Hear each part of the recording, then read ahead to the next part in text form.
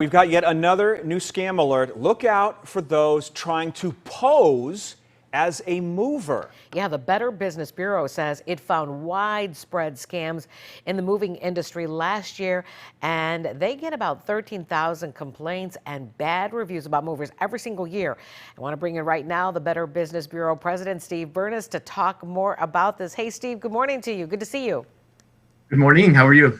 We're doing great. You know, the first thing I think of is in May, I think of all the people who are moving. Forget about the fact that we've got this real estate boom, but this is really a big month with a lot of college kids coming back. So we do see people moving in and out of apartments. What do you want them to know about avoiding the scam?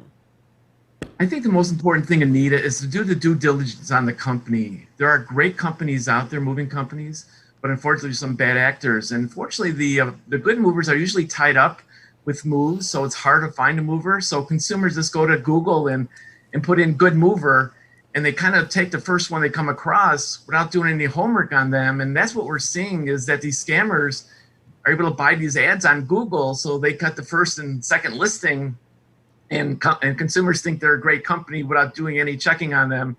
They do the checking on them when they get scammed, and they realize they should have done the checking in the first place.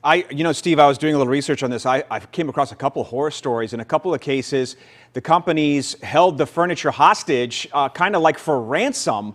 I understand you've got some tips with regard to deposits and cash, right? Exactly. First thing, deposit is try to not give them the deposit, basically, the full upfront cash, because if you give them the full deposit and give them everything, they tend sometimes not to come back. And never pay cash. That's the key. That's the tip off to the rip off, is never paying cash in any way, shape, or form. You basically want the mover to come to your house to look at what you have and provide you a great estimate. If they do an estimate on the phone and then they get there and then they say, oh, sorry, it's more than you told us, we have to increase the price, or they do that after they put the items on the truck and hold your items hostage, unfortunately. That's something they shouldn't do, but unfortunately it happens all the time with local moves and interstate moves as well. What do you think about buying extra insurance? I see that as one of your lists there. Why do we need to do that? I think consumers don't realize this, Anita, is that if they drop your TV, they're only liable for the weight of the TV. Usually it's 60 cents a pound. It doesn't matter the value of the TV. So therefore, first you should check with your own insurance company, make sure that you can be protected through them. And if you're not, to buy additional insurance through your moving carrier company, because people don't realize that it's based on weight, not on value.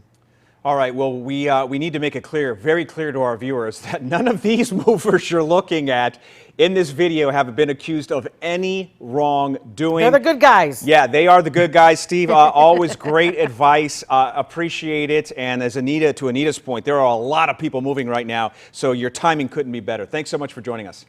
My pleasure.